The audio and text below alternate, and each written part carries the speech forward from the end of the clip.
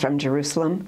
My name is Joan Lippis of Novea Ministries, which is dedicated to filling the earth with the knowledge of God's glory.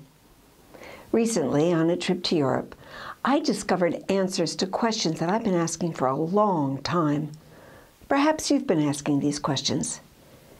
How did Hitler explain and excuse the final solution by quoting a great reformer?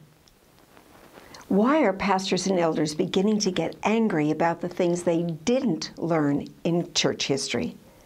And why is there such a division between Jewish and Gentile followers of Jesus Christ?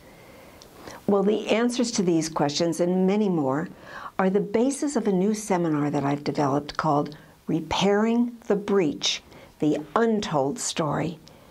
And if you're interested in knowing more about the seminar or booking a seminar, won't you please go to my website, www.novea.org, and click the button that says Seminars.